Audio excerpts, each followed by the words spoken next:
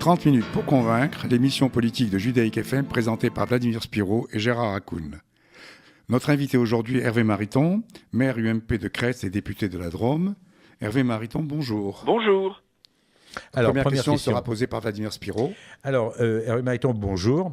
Est-ce que vous considérez que la dernière manifestation de dimanche dernier est une victoire sur le gouvernement, sachant que dans la loi sur la famille n'existait ni la GPA ni la PMA?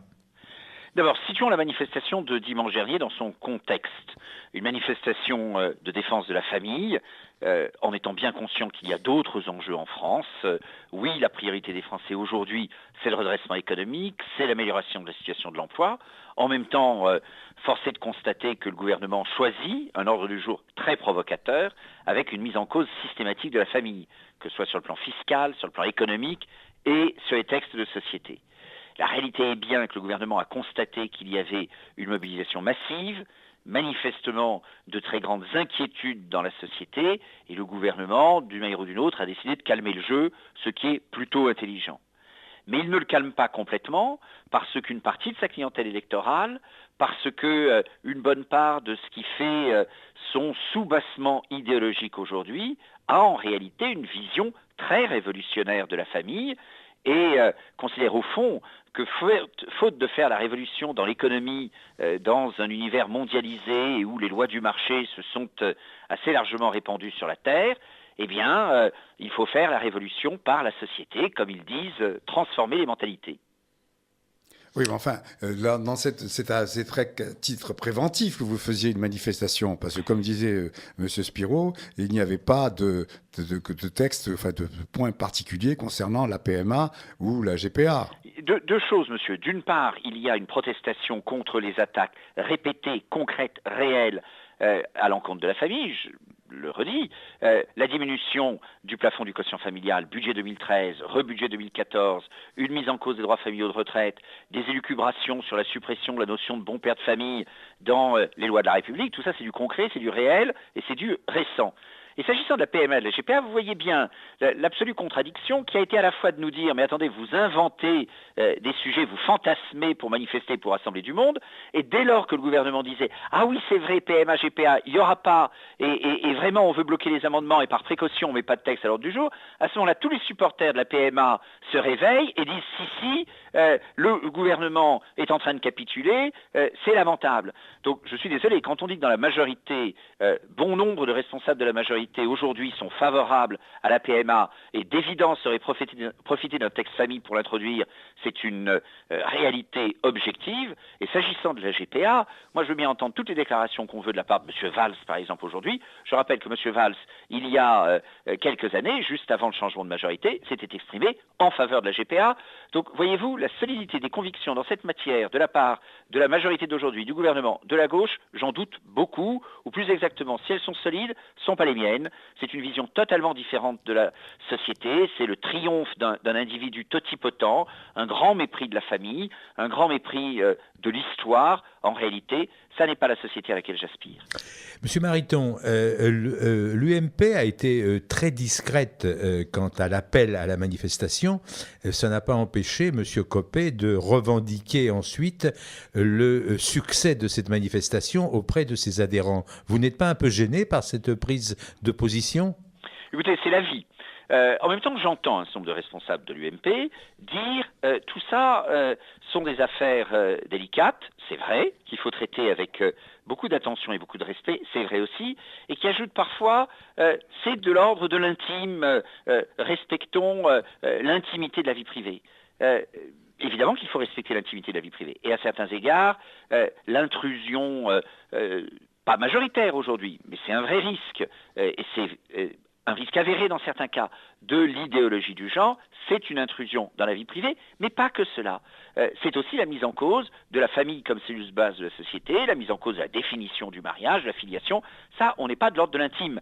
Et je vois bien qu'il y a une commodité de la part de certains responsables politiques à dire le gouvernement, c'est pas bien, il s'est immiscé dans des sujets qui sont de l'ordre de l'intime, ces sujets sont délicats, respectons l'intime et ne faisons pas comme le gouvernement. Évidemment, il ne faut pas faire comme le gouvernement, évidemment, il ne faut pas s'immiscer dans l'intime, mais un certain nombre de questions et d'enjeux fondamentaux comme la politique familiale, comme la définition de ce qu'est le mariage, les conditions de la filiation, ça c'est pas de l'intime, c'est de l'ordre de la loi, des politiques publiques, et je souhaite, je suis responsable du projet à l'UMP, que le moment venu, on n'est pas obligé de précipiter les choses pour créer du conflit, mais que le moment venu, notre projet, comme dans d'autres domaines, soit sur ces sujets à la fois clairs et nuancés, vigoureux et respectueux de tous.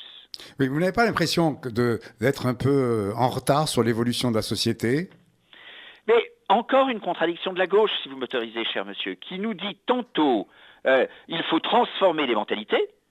Donc ça, c'est une espèce de politique surpuissant, prétentieux, qui veut forcer les mentalités, dissoudre le peuple et en changer les mentalités à sa convenance, par idéologie.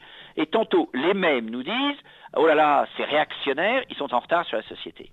Je suis désolé. La réalité est d'abord que la famille est plus solide que beaucoup ne le disent, ne le pensent. Même les pro-familles. On nous a mis dans notre tête, au fond, que la famille traditionnelle aurait disparu. La réalité aujourd'hui en France, elle n'est pas assez connue. C'est que 75% des enfants vivent avec leurs deux parents. Ça ne veut pas dire qu'il n'y a pas des divorces parfois avant d'avoir des enfants, ou une fois que les enfants sont grands, et ça ne veut pas dire que 3 couples sur 4 tiennent du mariage à la mort. Mais s'agissant des enfants, 75% des enfants vivent avec leurs deux parents. Je dis alors qu'il est important de respecter les autres situations, qu'il est même extrêmement vertueux, judicieux d'aider ceux qui vivent dans des situations plus difficiles, par exemple les familles monoparentales. Mais entre eux, le comportement, heureusement aujourd'hui, qui consiste à ne plus stigmatiser les familles monoparentales, et cette idée qui est portée par toute une partie de la gauche de banaliser, de dire au fond tous vaut. Il n'y a pas un modèle familial, il y a plein de modèles et tous se valent. Mais je suis désolé. Dans l'intérêt de l'enfant, on a intérêt à rappeler, on doit rappeler que c'est mieux si l'enfant est élevé par son père et sa mère. C'est totalement intuitif et c'est en plus prouvé par toutes les statistiques sur la réussite scolaire, sur la délinquance, sur le suicide. Donc il y a un modèle qui est plus fécond que d'autres. Le père, la mère et les enfants. Il y a d'autres situations que je respecte, qui sont dignes, que j'aide si c'est nécessaire, mais que je ne considère pas comme un modèle pour autant. Monsieur Mariton, dans un article paru dans Le Monde, vous décortiquez en quelque sorte ce qu'est l'égalité pour la gauche. J'aimerais savoir ce qu'est l'égalité pour la droite, alors, puisque vous n'en faites pas référence ou vous en parlez très peu. L'égalité pour la droite, c'est l'égalité des chances. L'égalité pour la droite, c'est les plus grandes opportunités pour tous.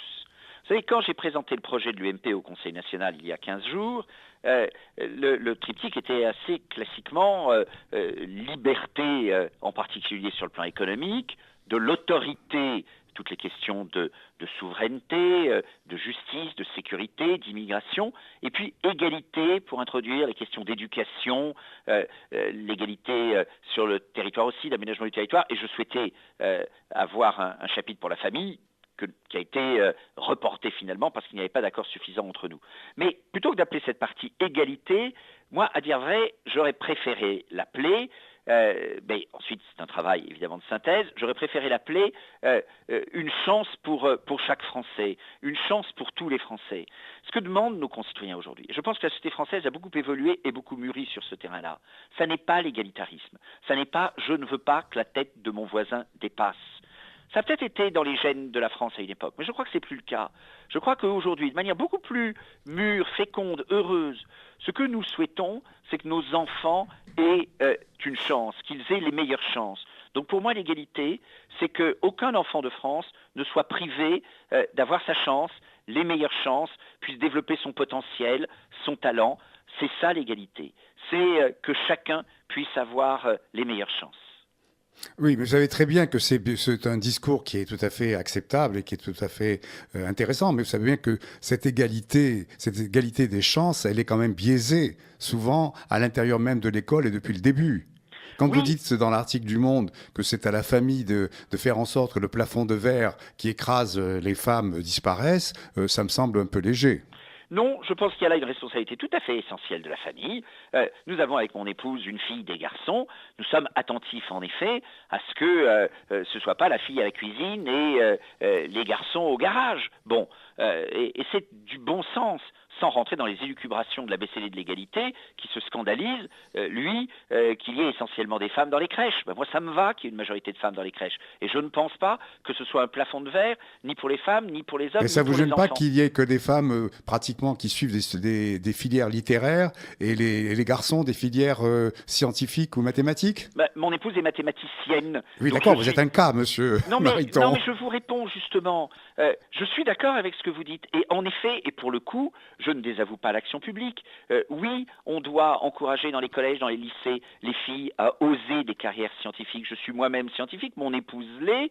Je suis très attaché à cela. Mais c'est un bon exemple. Autant je trouve absolument légitime de mener des campagnes dans les collèges, dans les lycées pour encourager les filles à aller dans des classes préparatoires scientifiques ou faire des études scientifiques d'une manière ou d'une autre, autant je trouve invraisemblable les initiatives qui sont menées aujourd'hui ou les appréciations formées par l'administration sur l'anomalie qu'il y aurait à ce que ce soit surtout des femmes dans les crèches. Plus de filles dans les études scientifiques, ça me va parfaitement. Dire qu'il faut absolument qu'il y ait plus d'hommes pour encadrer les crèches en France, excusez-moi, je trouve ça crétin. Monsieur Mariton, il y a, avant la manifestation à laquelle vous avez participé, donc dimanche dernier, il y a eu une autre manifestation nettement plus violente dont on fait assez souvent l'amalgame. Dans cette manifestation, il y a eu des propos xénophobes, racistes, antisémites. Vous n'êtes pas gêné par cet amalgame ? L'amalgame est scandaleux, mais l'amalgame ne crée pas une vérité. La manifestation que vous dites de jour de colère s'est accompagnée de slogans absolument inacceptables et que je condamne absolument. Ensuite, quand Manuel Valls fait l'amalgame entre la manifestation de la Manif pour tous du 2 février, qui était paisible, calme, parfaitement tolérante et sans aucun racisme, sans aucun antisémitisme, eh bien, cet amalgame est tout à fait scandaleux. Et j'en ai parlé directement avec Jean-Marc Ayrault. Et Jean-Marc Ayrault a reconnu que cette manifestation était républicaine. Dans une question au gouvernement mercredi, j'ai d'ailleurs rappelé et remercié Jean-Marc Ayrault d'avoir tenu des propos différents de Manuel Valls. Mais si je peux me permettre, quand Manuel Valls met tout dans le même paquet en dénonçant ce mouvement comme anti-élite, antisémite et anti-parlementaire, si je peux me permettre, y compris pour payer de ma personne, je suis polytechnicien, je suis juif, je suis parlementaire, et ben je ne suis ni anti-élite, ni antisémite, ni anti-parlementaire.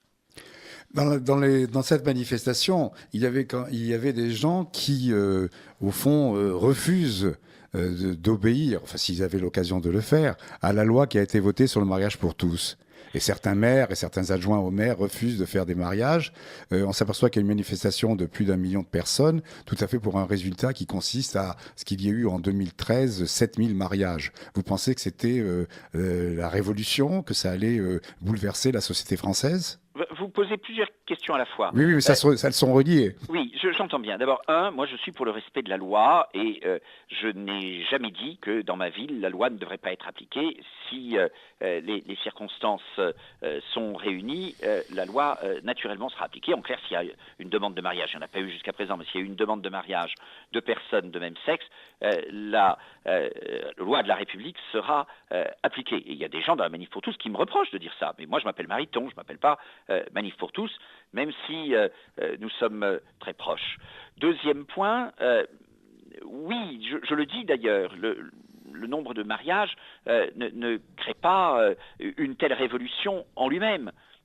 Cependant, vous voyez bien, nous l'avons dit pendant tout le début de l'émission, que se joue derrière, en réalité, un débat sur ce qu'est le mariage en lui-même, sur la vision de la famille. Et c'est bien cela qui est très important. Et on le voit, les Français d'ailleurs n'ont toujours pas adhéré à cette révolution que la gauche veut provoquer. La gauche a considéré au tout début que la loi Taubira sur le mariage et la filiation par les couples de même sexe passerait comme une lettre à la poste. Elle s'est trompée, le débat de l'an dernier a passionné les Français et a provoqué un très fort clivage. Puis ensuite, la gauche s'est dit « Oh ben tout ça va être digéré très vite, tout le monde va s'y faire ». Sondage du Parisien aujourd'hui en France, fin 2013, fin décembre, 51% des Français sont contre la loi Taubira. Donc en réalité, il y a moins de gens favorables à la loi Taubira aujourd'hui qu'il n'y en avait il y a quelques mois. Bref, ça reste un sujet. Je ne pense pas que les Français individuellement mettent en cause tel ou tel choix, mais ils ont bien compris que globalement, c'est toute une vision de la société qui se jouait.